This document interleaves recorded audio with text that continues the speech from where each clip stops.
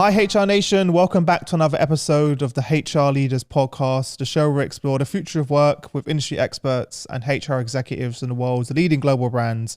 On today's show, I'm joined by Ditte Marstrand Wulf, Global Chief HR Officer at Covetrus. Welcome to the show. How are you?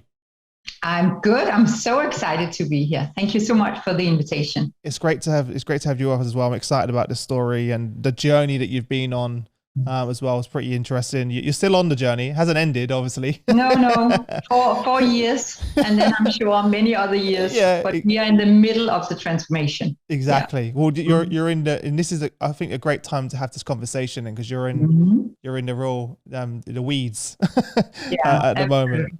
Tell everyone a little bit more about you personally, and your story and your journey to where we are now, because I love your journey and that you shared with me last time we spoke.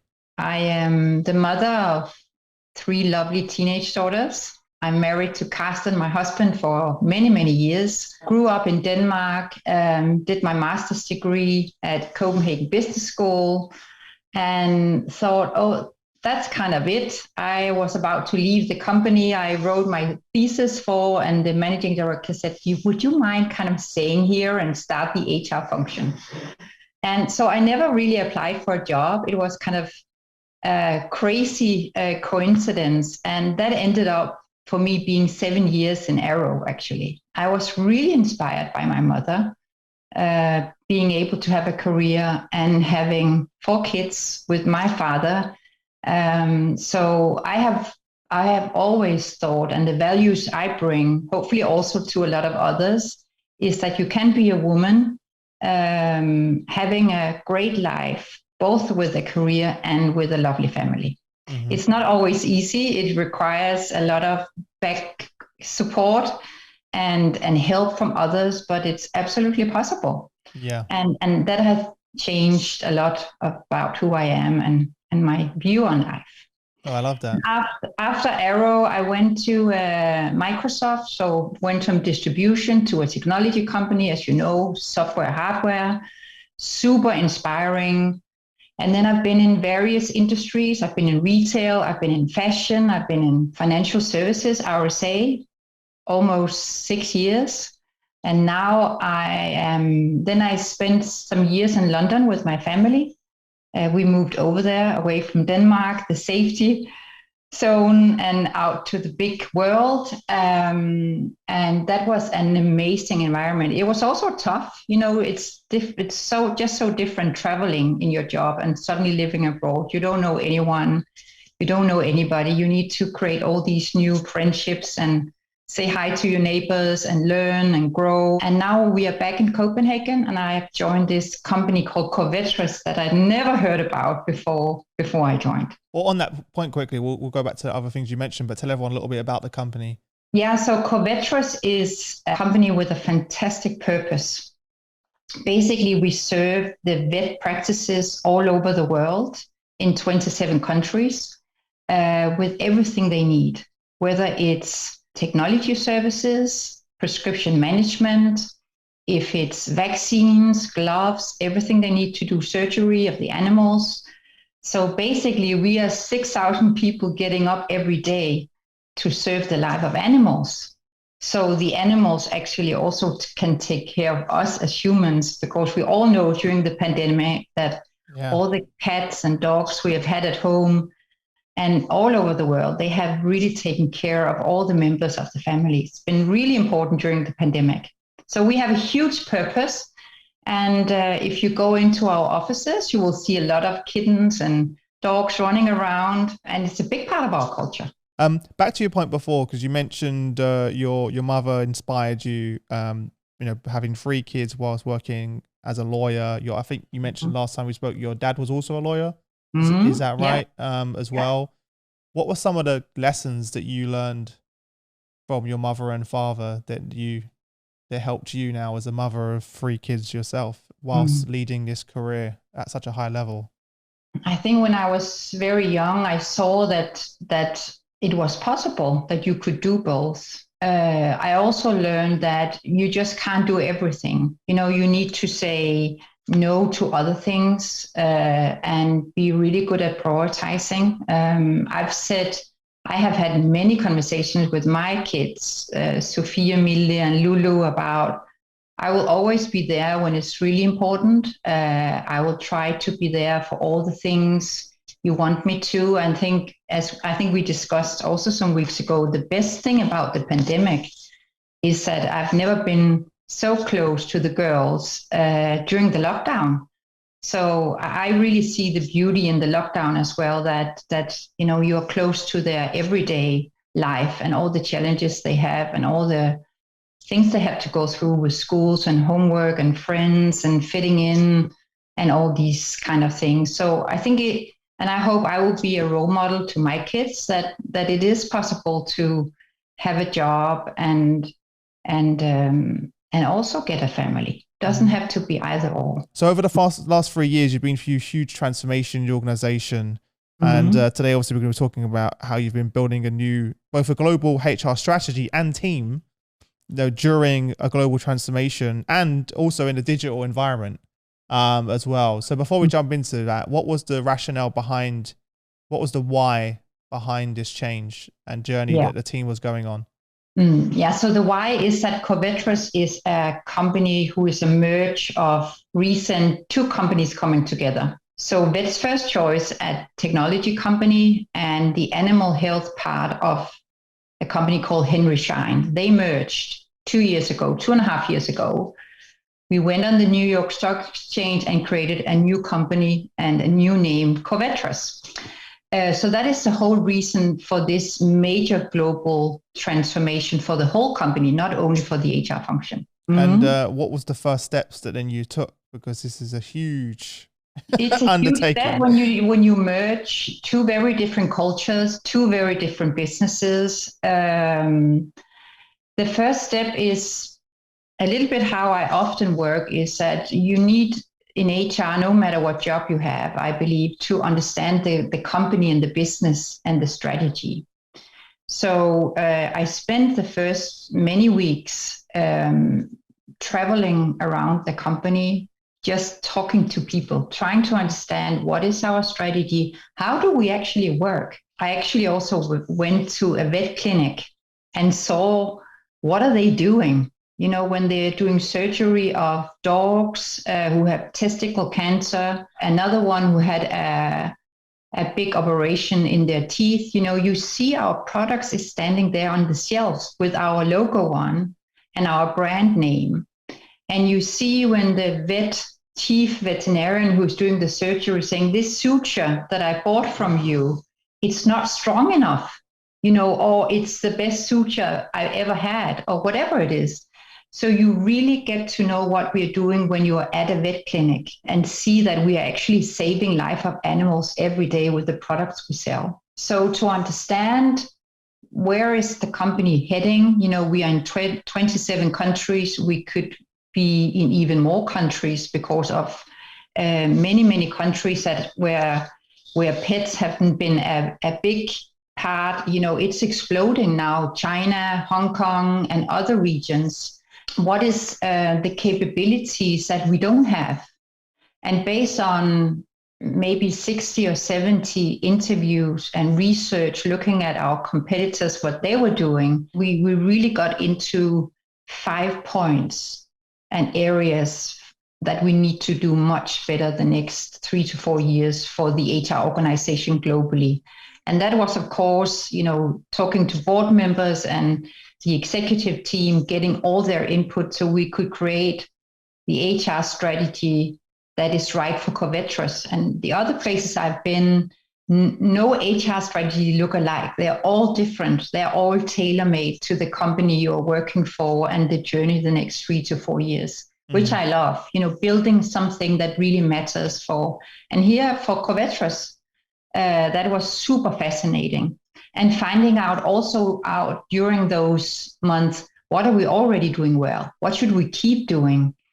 Where should we invest? What should we start doing, and so on. So that's kind of how it all started, the merge of two companies and the creation of a brand new global HR strategy. Love that. It's interesting. I've had so many of these conversations and there is no quick way of doing this. There's no, silver bullet. You have to get out there, at the ground level, like you said, with your customers. You took it to all the way down to actually seeing your product and your in action with a veterinarian doing a surgery. And I love that, because there's one thing knowing the business and how the business is going on. There's another thing actually seeing it and meeting those people in action.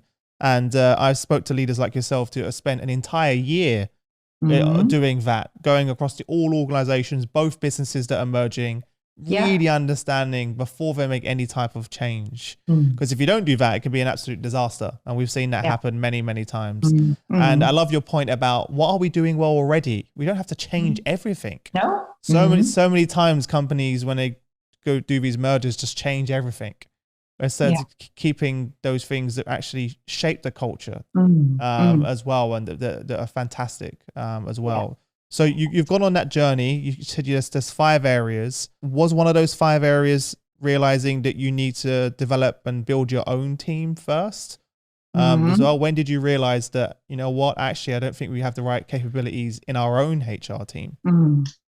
I think based on the HR strategy that we set out, where, for instance, talent was a major focus area for us, the needs we have in technology and the products we need to launch to the market, and the operating model we have, we had really a major global focus area for a new global talent framework. Inclusion and diversity was something that the board and the senior team and everyone understood. This is key to us. We are a global company. We have talents all over the world. A lot of the qualified vets, they are females. And when you ask the female vets how they want to work, how do we make sure we keep, including the female vets? And also we have a lot of nurses and vets, also in Covetrus. How do we attract them? Culture and inclusion was a big areas, but also the whole global target operating model. So I would say, based on our strategic journey and thereby the HR journey, then of course you look at the team then and say, okay, if I need to deliver this the next 3 years, implementing a new global HRIS system, analytics, and all the things, do I have the right team to do that? And as good as I do, you're only as good as your team. You're nothing without your team. When you have a fantastic team, it's so much easier with the great capabilities and the right personality, then it's just so much easier. So based on that, of course, after those 3 to 4 months, we also set out a new target operating model for the global HR team. And of course, some of the positions were brand new, we never had before. And what were some of the new ones? Just out of curiosity, what were some of the new positions that you identified that you needed to hire? Yeah, one was a global head of talent. And another one was we needed to implement, in our cases, Workday globally, a new engagement strategy with a new engagement provider. So we needed to stand up some really, really strong global COEs in those areas. And then we also hired some new senior HR leaders in the business units. And they have all been here now for a year or more, doing really, really well. So a combination of COE leads and some new HR leaders in the business. Just out of curiosity, because I know people listening are probably wondering, who was the engagement platform that you used? Which company did you use for that? Yeah, we have used McKinsey's, what we call OHI, so Organizational Health Index. And we are currently looking at implementing potentially Pecan, from Workday, because we have implemented Workday. So that is just the transformation we are in, to do something that is a little bit more agile. How did you communicate this to your HR team? So it was a good combination of building where we hadn't had anything before, promoting people, and moving people into other jobs. Actually, I think we also had one who went into the business. So it was a good combination, but a good journey of building just as really strong foundation and strong HR leaders who should support our various business units. Yeah. Mm-hmm. So a combination of that hiring, but also the reskilling and upskilling of the team. Yeah. As well. What was your experience been like doing this in a virtual environment? So not only are you dealing with a global pandemic, you're also hiring people virtually. What was your experience doing that? Yeah, it's a super question, Chris. So some of the ones, was hired over Zoom, not only in HR, also some of our other business leaders. I've never tried that before in my whole life. And sometimes you get a different experience when you meet people live than when you are with them over Zoom. So of course, the risk is higher of doing something, not getting the full picture of who you have in front of you. But I think we did something we really tried. We have a lot of team hiring in Covetrus. Often you go through 10 interviews. I went through many more.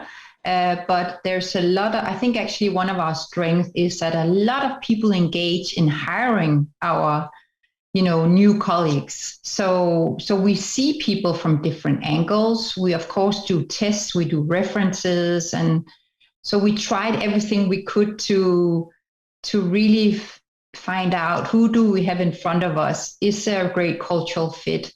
What toolbox is this person bringing? And of course, we were lucky in some instances to meet in person. What did you learn from the first few that you did that you changed, that you'll do different in the future?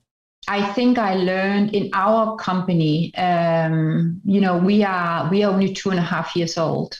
So there's tons of ambiguity, change, transformation, days where everything is not set in stone. The job is, we have, of course, a really good idea about what the job is, but then we can change some of the scope. So when you're joining our company, in many of our roles, it's like we call it climbing the mountain. We don't know how the company will look like, perfectly the next 6 months. It's a journey. We are building a company. So to explain how we are, what is the beautiful things about working here, the ones that love change, building something better, they love it here. The ones that love tons of policies, procedures, where everything is mature and a very mature organization, like a GE or a Procter Gamble or like a finance company, or some of the places RSA where I work, where they are just more mature, have more years under the belt. I think being honest about where we are in our journey, have we learned, is very important. I struggled with that as a startup. Trying to, sometimes you don't even know where the next four months we're going to be, and it's tough for people not to have that very clear, distinct vision, especially when a pandemic comes along. And then it's another, you're constantly pivoting as well. Yeah. This thing that we often talk about, cultural fit, that is probably one of the things we are spending most time finding out. Is there a good cultural fit? Would you like it here? And for some, for some who has a career between big multinationals, startups, entrepreneurial environment, maybe some are in the career where they've been 10 years in a bigger company and they want to do something completely different, be more hands-on. So cultural fit is probably where we spend most of our time to make sure that we have this match. And sometimes it goes really well and sometimes it doesn't. No, I appreciate your honesty. So you mentioned earlier your inclusion and diversity strategy. Walk us through sort of the approach and steps that you've taken so far. So it all started with our CEO, Ben Wallen, who is super ambitious about diversity and inclusion. Even before I got into the job, he set out 5 strategic commitments for our company. Could you walk through those? Because you mentioned that a few times. Could you walk through those commitments that came out of those? I think one of them is, of course, that gender parity is really important to us from the board all the way down. We also want to, when you're living in the animal health space, there is this whole ecosystem about universities, making sure that the vets, men and women and everyone, get through the vet studies and get a job afterwards. So the whole animal health industry is also a sector where we want to make a huge difference. And some of the things we have done here in 2021 is donations to the Black community of the vet schools, LGBTQ+. So a lot of sponsorships and mentor programs for universities around the world in the vet space to really build and foster this inclusive and diverse set of students. One of the things as well we wanted to do was to start some ERGs, so Employee Resources Group. We started with no one, and today, I just saw the numbers the other day, today we have almost 600 employees being part of an ERG. So it's female networks, many, many different things we are doing. And our employees are really responding well to being part again of something bigger, part of being, part of interest groups for veterans or disability or whatever. We have around 10 different ERGs that our employees are really engaged in, which is lovely to see. Yeah, that's amazing. And I've seen that one of the benefits that have come from this in the past sort of 2 years, which people maybe didn't realize it would be so powerful, is now we're in such a virtual environment. People are using those as a great networking opportunity and meeting people across functions, organizations, countries, that they would never meet before, but they come together for this common interest and passion and sort of the innovation that comes through this, the engagement, etc. There's so many amazing things that are happening through these groups. Yeah, I totally agree. Yeah. And I actually think it has a retention effect as well. Oh, 100%. And I think work is not just work where you kind of do your work, whatever. When you just get motivated so much. I'm part of our health ERG. I really love spending time on building mental health and physical health, both of Covetrus, our team, everyone we have, all our colleagues. And I'm meeting employees that I don't even know, just to say, hello, why are you here? Why did you join? It's just so cool, just doing something different. Yeah. So we are really happy with that great progress we have seen there. And we hired a new head of I&D. Her name is Taylor Brown. And she have done really, really good. It's also tough, starting such a big strategic initiative, being so few people. But we are there where we can see the snowball slowly have starting to run. And some of the KPIs we are measuring, do we have more female leaders? Are we more inclusive? We can see that some of those KPIs are going in the right direction, which is lovely to see.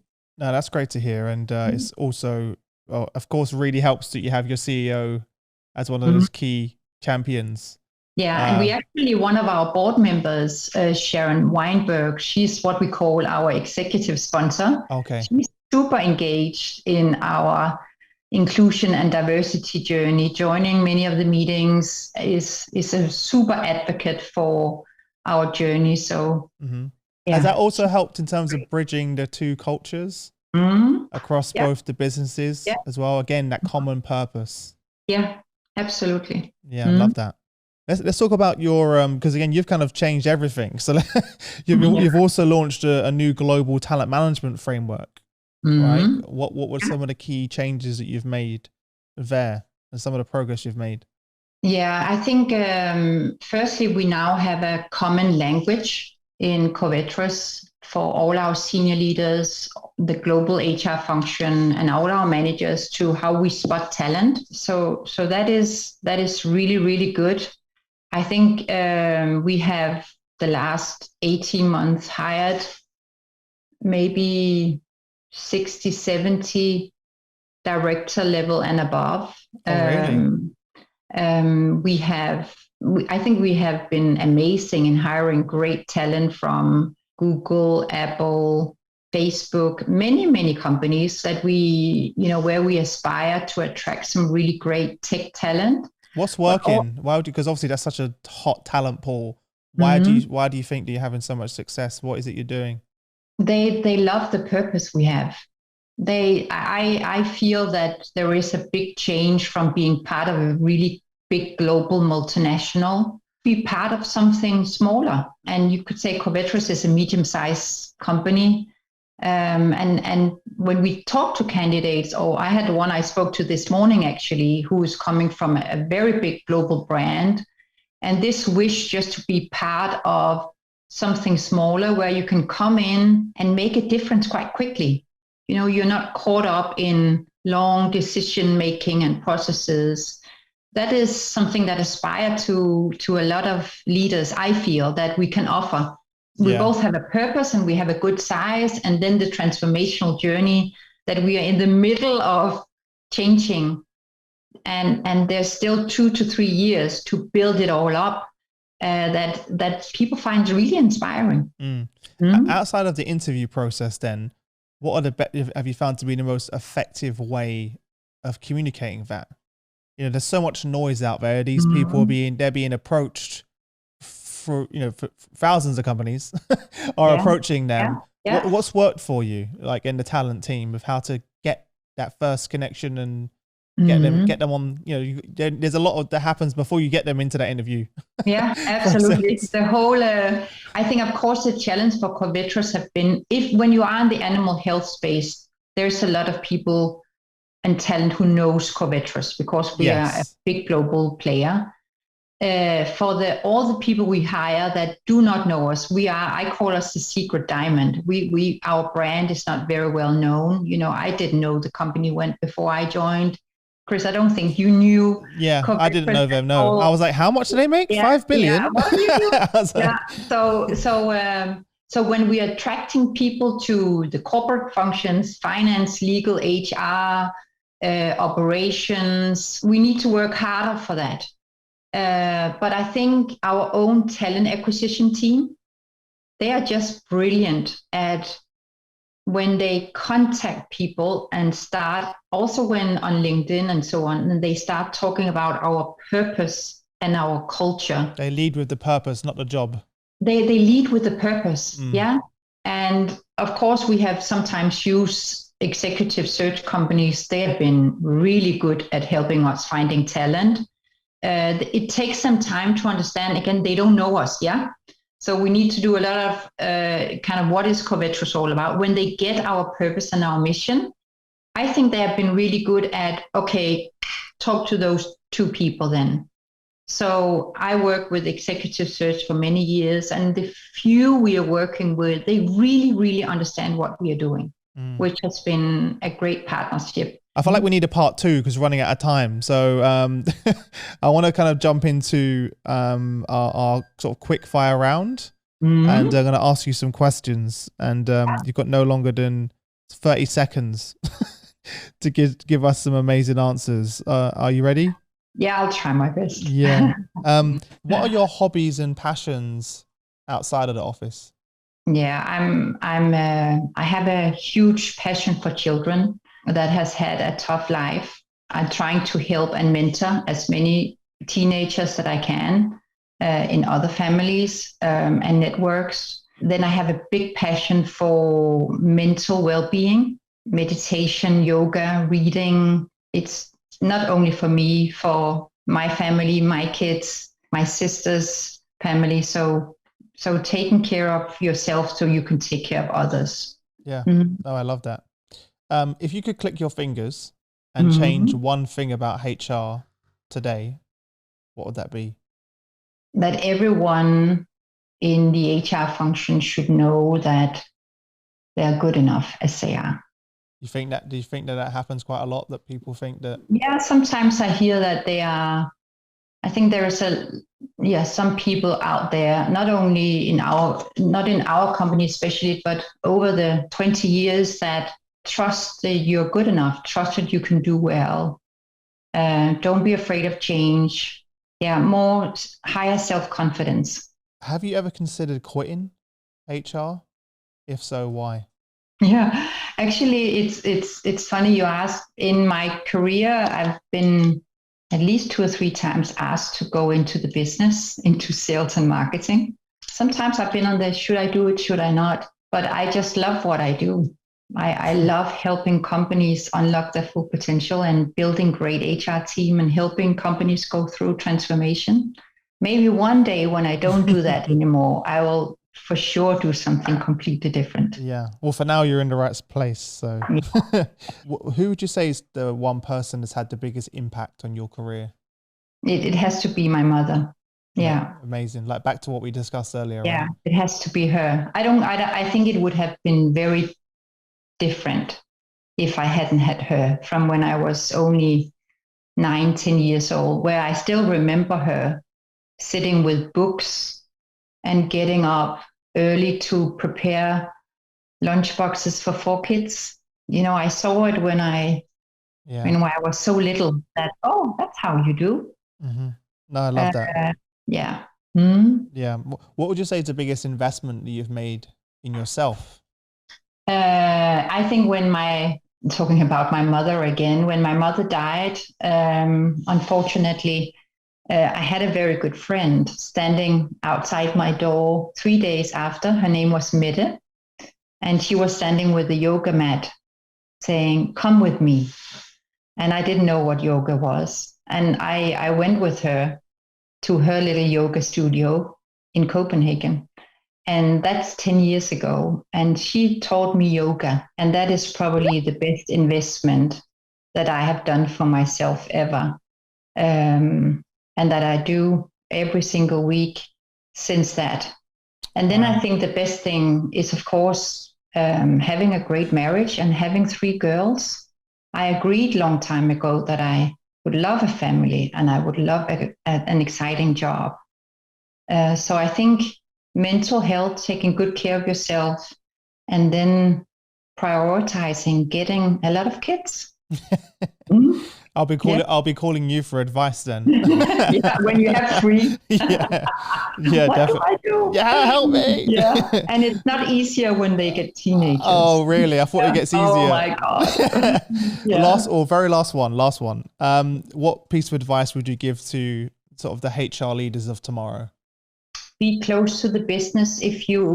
When you develop HR strategies, HR teams, HR activities, programs, if they are deeply rooted in what the business needs, then you will be successful. Always have customer first and be good at stakeholder management. Listen to your stakeholders. And if you come back with things that they want, you will be a success.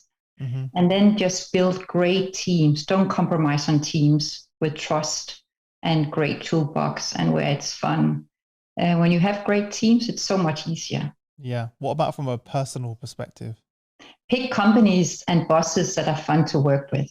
Yeah, life is too short. If you don't like where you are or you don't like who you're working with and you cannot change, find another job. There's many great companies out there. Well, look, thank you so much for doing this. I really enjoyed it. We didn't get that. We didn't get through all of our points. Did we?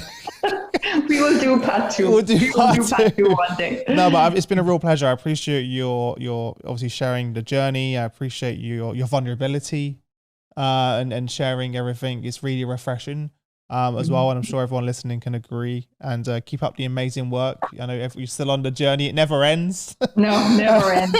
Never ends. And I look forward to doing this again soon. But all the best until then. And obviously enjoy the holidays. Yeah. Same to you, Chris. Thank you so much. Bye.